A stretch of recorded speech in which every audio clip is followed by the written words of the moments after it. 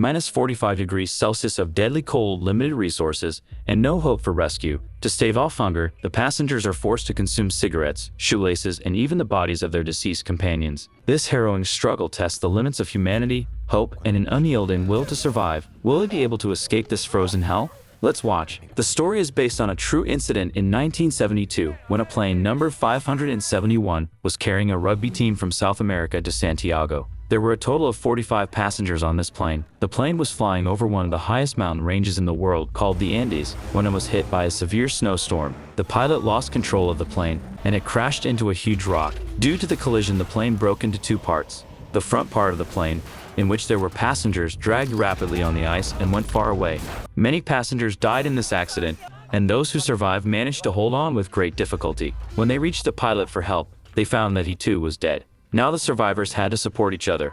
As night approached, the cold started becoming unbearably cold. Icy winds were coming in from the open plain, making the situation more serious. Some passengers were filled with fear and despair, but others held on. They closed the open portion of the plane with the help of luggage and dead bodies so that they could get some relief from the cold.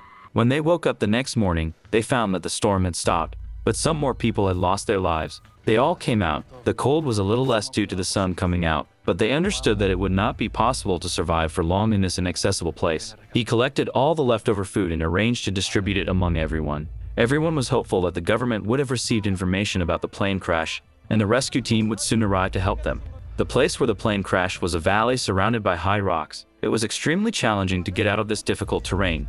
Then he saw a plane in the sky. Seeing this, they became very happy because they thought that it would be a rescue team plane. They tried to shout and give signals, but the plane was too far away to see their signals. Their hopes were dashed, but they understood that now they had to somehow survive in this difficult situation until help arrived.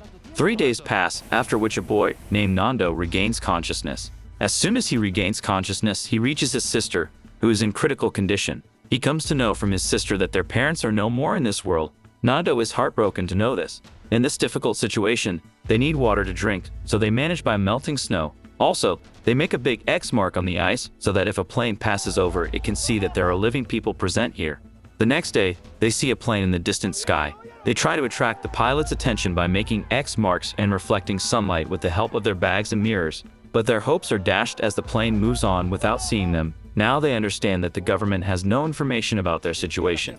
The group decides to reach the wrecked part of the plane, which has been torn apart after hitting a rock. There may be batteries there, which can be used to turn on the radio and call for help. Some of them move upwards to reach that part, but they discover that their plane is at such a depth that the rescue team cannot see them. While going up, the snow starts slipping, due to which everyone has to return. 7 days pass.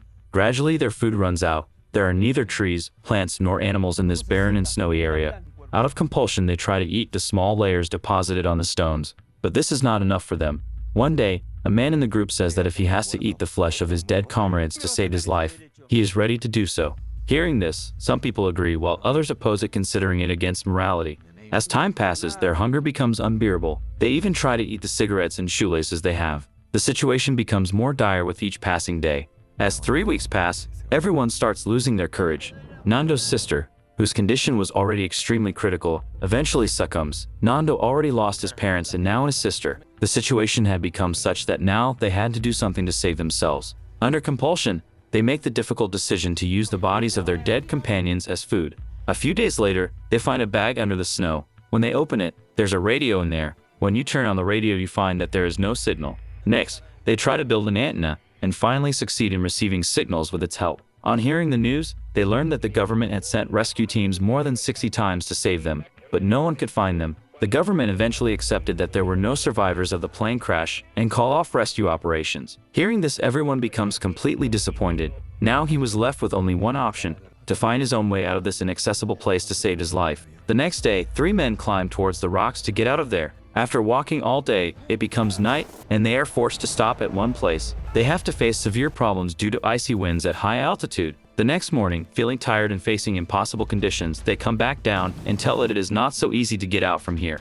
Then, during the night, when everyone is trying to rest inside the plane, suddenly snow starts entering inside. In this terrible situation, many people get buried under snow. They try to rescue their comrades, but during this, a woman dies. Before they can recover from this tragedy, suddenly strange noises are heard.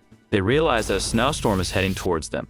Within a short time, that dangerous storm engulfs their place. This storm was so destructive that it took the lives of many more people. Meanwhile, a boy named Numa loses his mental balance and starts banging on the plane window. Now his entire plane was completely buried under the snow. Due to Numa's continuous efforts, a piece of glass penetrates deeply into his leg, but his courage does not waver. He continues to try tirelessly, and after many hours of hard work finally succeeds in reaching the surface of the ice. Due to his efforts, all the people trapped inside the plane come out.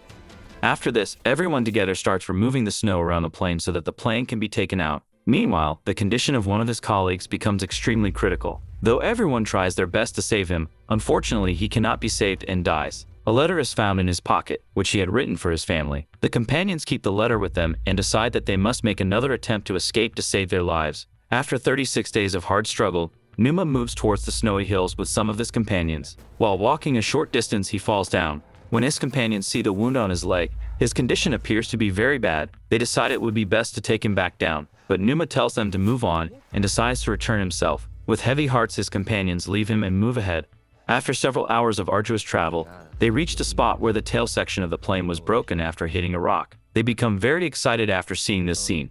They also call the rest of their friends upstairs. In this part of the plane, they find enough clothing, food, and the batteries they need to turn on the radio and send a call for help. But when they try to turn on the radio, they are disappointed as the radio is broken down. Meanwhile, Numa's health worsens. He stops eating because he has realized that he will not be able to hold on much longer. He makes sacrifices to save food so that his companions can use it. They also find a large waterproof cloth in the back of the plane, using which they make a sleeping bag for themselves. Next, they listen to news on their small radio. It is told that the Air Force is sending one last rescue team to search for them. This is their last hope. He has spent 58 days here. Numa, now standing at the last threshold of life, says to his comrades between his weakening breaths, "After I am gone, include me in your food. If even one of us survives, our sacrifices will not go in vain." These words of Numa fill a new energy in the hearts of the companions. After his death, the two of them decide to try to escape once again. Gathering courage, they start climbing the inaccessible rocks. After reaching the peak, they can only see tall mountains all around. There is no escape route visible in any direction. Although despair begins to engulf them, they understand that returning means embracing death. Therefore, they move forward with their vitality. After several days of arduous journey, they reach a river. Seeing that river brings back the sparkle in his eyes. It seems as if their lips, suffering from thirst, get a lease of life. They breathe a sigh of relief by drinking the cool water of the river.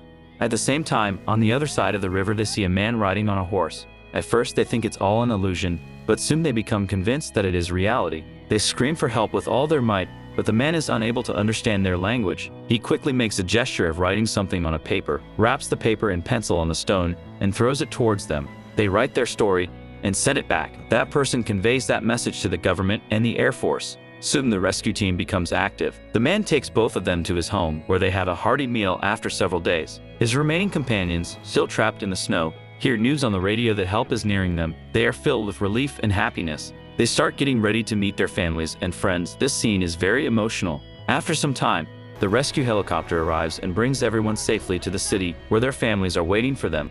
Everyone's heart is filled with joy after meeting their loved ones. After this, he is taken to the hospital.